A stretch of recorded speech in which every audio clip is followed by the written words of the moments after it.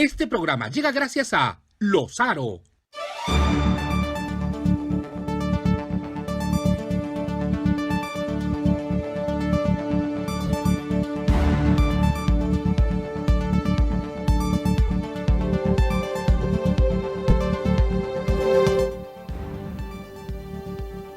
Muy buenos días, bienvenidos a Ya es Hora. Soy Stephanie Morales. Domingo a domingo les traemos los temas en los que usted necesita profundizar. Y por supuesto, en esta ocasión vamos a arrancar con la situación internacional de la que todos están hablando. Los talibanes han regresado al poder en Afganistán luego de 20 años. ¿Ha sido esto un fracaso para la política de los Estados Unidos? ¿Cuáles son las repercusiones a nivel internacional? Y por supuesto, la gravedad de la situación para muchas mujeres y niños que se ven ahora inmersos en medio de un régimen que atenta contra los derechos humanos. Hemos preparado una nota con las imágenes de los últimos días que son realmente desgarradoras, la desesperación y el éxodo de los afganos por salir de una situación en la que se verían inmersos con, obviamente, un régimen totalitario de este grupo islamista.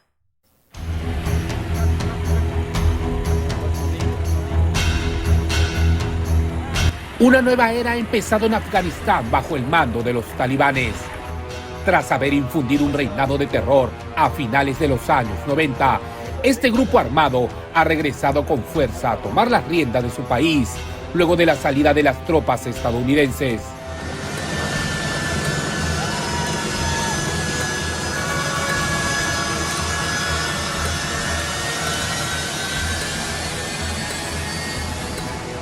Miles de afganos ahora luchan por querer salir del país.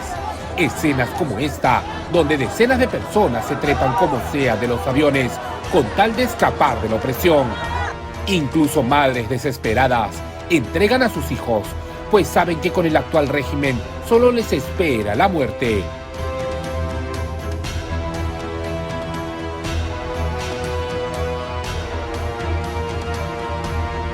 Un panorama desolador para un país que no siempre fue así y que vivió una época dorada allá por los años 60 bajo el reinado de Zahir Shah.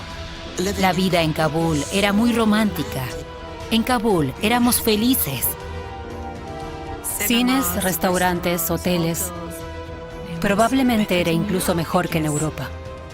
Un país de libertades donde el extremismo islámico ni siquiera existía. Pero aquella tranquilidad no duraría mucho. Ya para 1973, el naciente movimiento comunista de Afganistán apoyó un golpe de estado militar para derrocar a la monarquía de aquel entonces y proclamar una nueva república. 5 años más tarde, en 1978, los comunistas sintieron que ya era hora de tomar el poder y asesinan al presidente Daoud Khan y a 23 miembros de su familia, incluyendo niños. Ahí comienza el proceso para transformar a Afganistán en un país socialista y, como todo régimen comunista, comenzó la represión ante cualquier tipo de oposición, sobre todo con los islamistas y musulmanes, pues los comunistas querían un país ateo, donde ir a una iglesia era castigado con la cárcel. Ese fue el momento más brutal en la historia del país. Miles de personas de todas las clases sociales fueron arrestadas y desaparecidas. E identificaban a todos los que no pensaban como ellos. Fue entonces que comenzaron a surgir movimientos guerrilleros llamados mujahidines, quienes lucharon contra el gobierno en una suerte de guerra santa. This revolution is an Islamic revolution, and it has its special aims and goals, which is to establish a pure Islamic system in Afghanistan, freedom of Afghanistan, and liberation of Afghanistan. Fue ahí que los soviéticos deciden intervenir para ayudar a sus aliados comunistas y frenar a los guerrilleros musulmanes. En plena Guerra Fría, Estados Unidos, apoyado por Pakistán, deciden intervenir y apoyar a los mujahidines a expulsar a los comunistas de Afganistán. La política siempre es sucia. Y los países implicados escogieron a las personas más conservadoras. Las entrenaron y las convirtieron en monstruos, solo para deshacerse de la Unión Soviética. En 1989, y bajo el mando de Gorbachov, los soviéticos se retiraron de Afganistán y los mujahidines aprovecharon para derrocar al gobierno de turno y se desarrolló una guerra civil entre varias agrupaciones guerrilleras ansiosas de gobernar el país. Fue ahí donde por primera vez los talibanes, que en español significa estudiantes del Islam, llegaron al poder. Ellos instauraron un gobierno extremista de terror y represión, prohibieron el alcohol, las películas y cualquier tipo de entretenimiento. Las mujeres fueron despreciadas y no se les permitía trabajar ni estudiar. Fue muy duro cuando los talibanes me golpearon en la calle. Llevaba burka. Escondí mis hermosas manos con uñas largas y esmalte de uñas para que no las viesen. Me golpearon y me preguntaron por qué estaba en la calle sin un familiar masculino, sin mi mahram.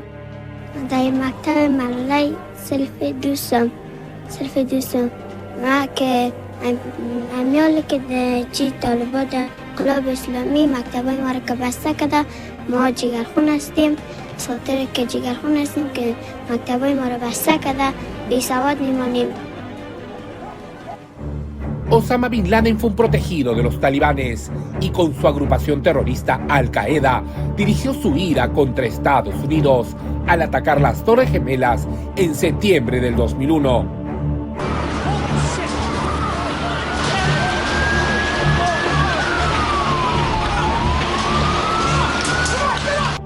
Cuando los talibanes se rehusaron a entregar a Bin Laden, Estados Unidos los consideró sus enemigos.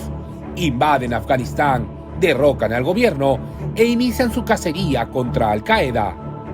Entendimos que los estadounidenses no venían a matarnos, que solo estaban detrás de los talibanes.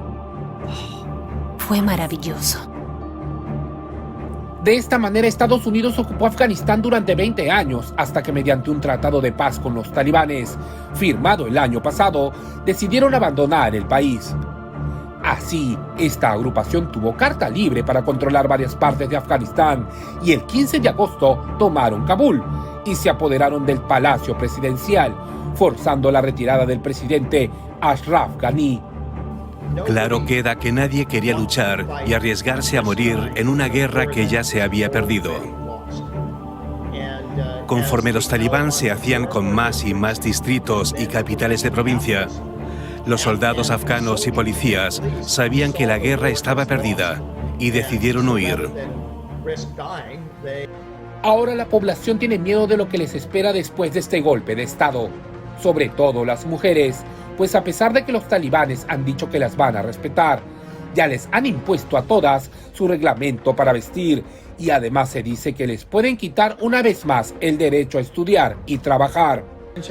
Permitiremos a las mujeres trabajar en el marco de la ley islámica. Las mujeres son parte importante de la sociedad y las respetamos. Las mujeres tendrán una presencia activa en los sectores sociales donde se las necesite, pero por supuesto dentro del marco de la Sharia. Decían que todos pueden ir al colegio. La vida es normal, pero no sabemos lo que aportará el futuro. Están aquí. Yo no tengo miedo. No somos el pueblo que vuelva a los tiempos oscuros. Soy una chica y nadie me importa. Ni Pakistán, ni Estados Unidos, nadie. Y si me matan hoy, si me identifican, los demás me dan igual. ¿De qué voy a tener miedo? Esta es mi patria, mi casa.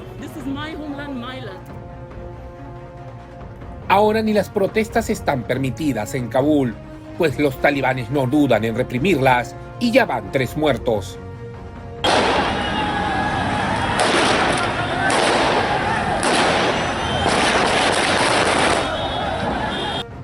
Una dura realidad que ha llamado la atención de muchos países del mundo, pero que al parecer no moverán ni un dedo para intervenir en una nación que aún no puede encontrar la paz.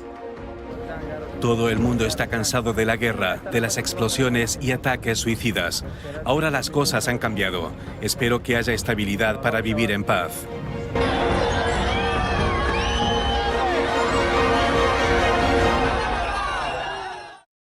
Se está viviendo ya una crisis humanitaria en Afganistán. La pregunta se la trasladamos al doctor Juan Belit, internacionalista, quien ya se encuentra con nosotros. Bienvenido al programa, muchísimas gracias por estar aquí. Doctor, ya podemos hablar de una crisis humanitaria. Hemos visto imágenes terribles de la desesperación de los afganos por salir del territorio.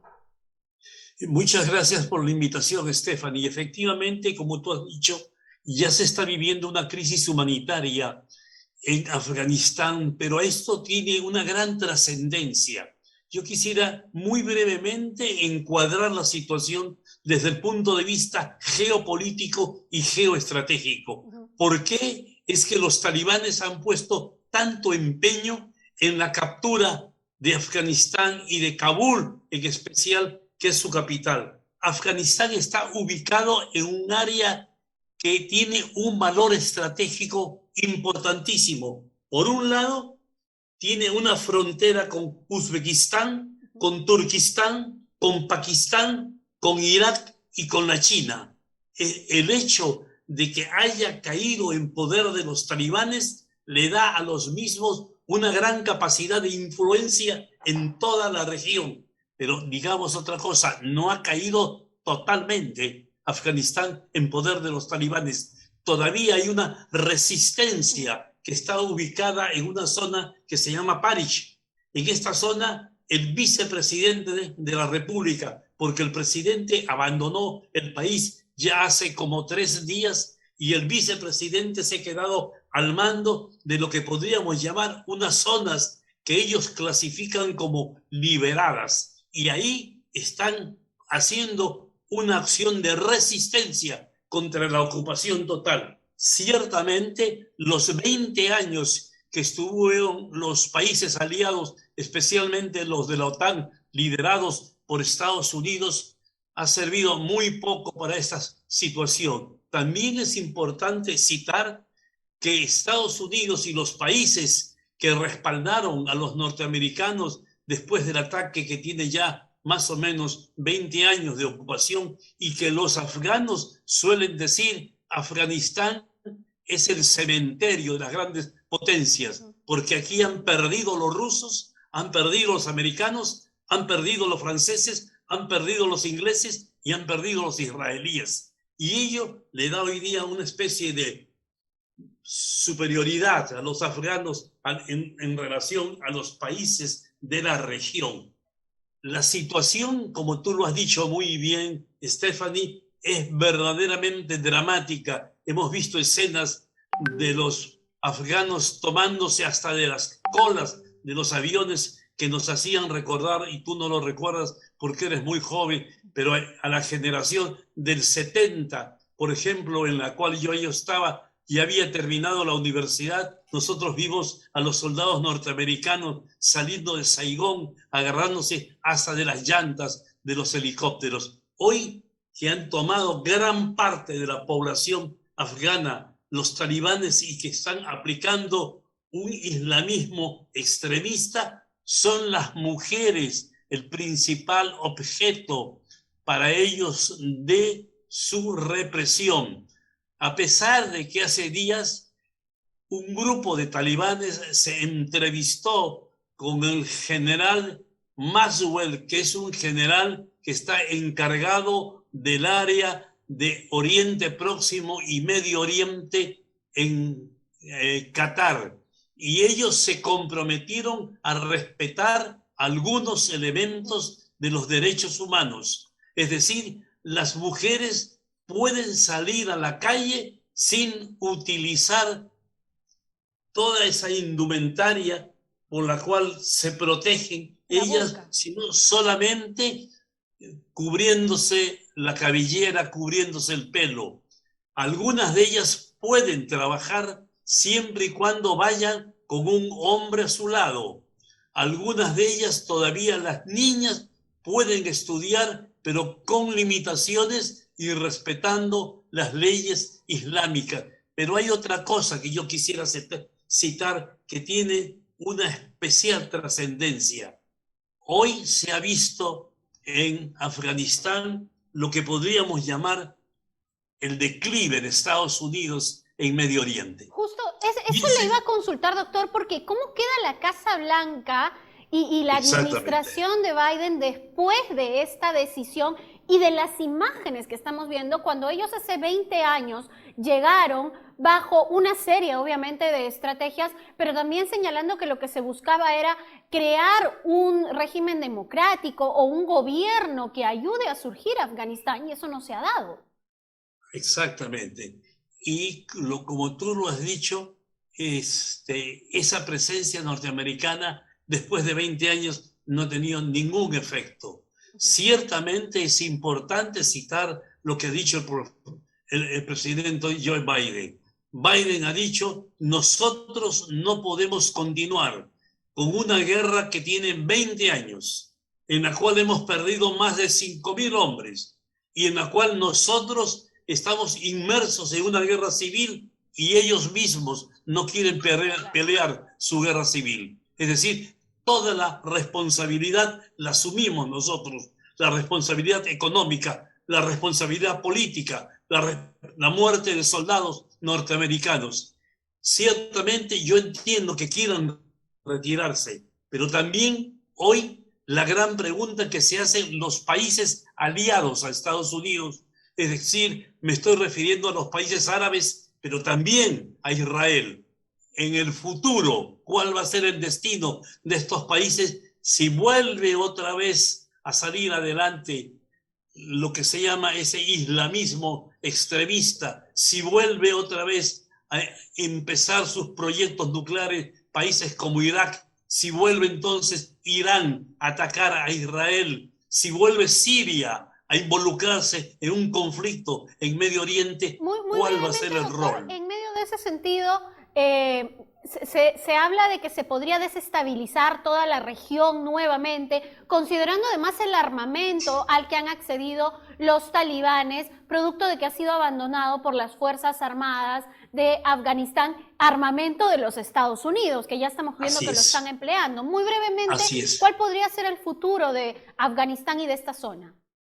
Es un futuro incierto, es decir, esta retirada de los soldados norteamericanos y aliados en general, lo que hace es poner una gran sombra de incertidumbre en un territorio que, como habíamos dicho originalmente, tiene vital importancia geoestratégica y geopolítica, no solamente para esta región, sino para gran parte del Medio Oriente, como también para Europa, porque no hay que olvidar que hasta ese momento, hasta hoy, más o menos a las 6 de la mañana, habían salido fuera de Afganistán 1,5 millones de personas, además de las que han salido, que son mínimas, las que han salido en aviones y en helicópteros, porque han salido también muchísimos europeos de otros países y de otras embajadas. Las embajadas han tenido que destruir sus papeles, se destruyen, como ustedes saben, aparatos de criptografía para descifrar claves, etcétera, etcétera, documentos secretos, documentos confidenciales.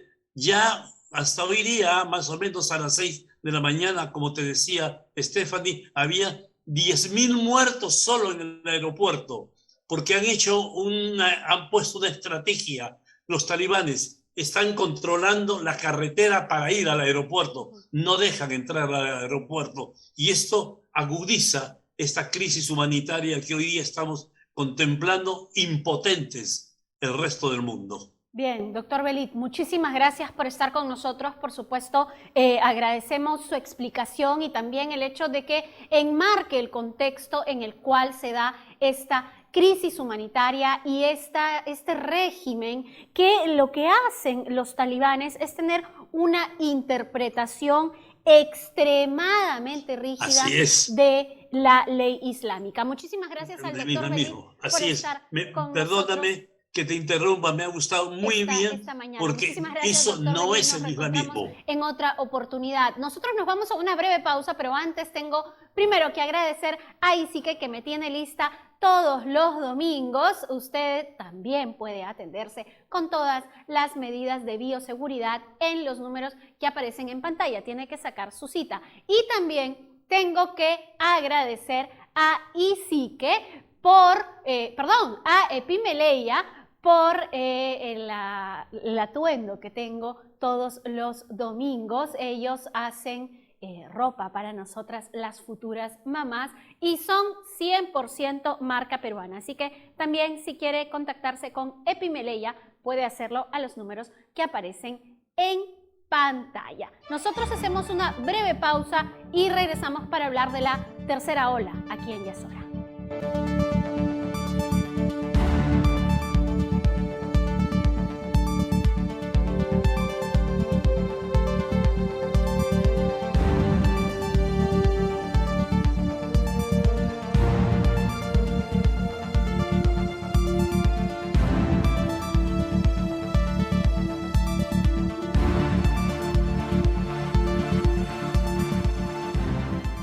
Dicen que somos un país pintoresco. Y es verdad, estamos llenos de colores. Y tu casa no debe ser la excepción. Dale vida a tu hogar con Pinturas Lozaro, 100% lavables y de perfecto acabado. Pinturas Lozaro, la calidad nos identifica. Encuéntranos en Ferreterías y Matizados.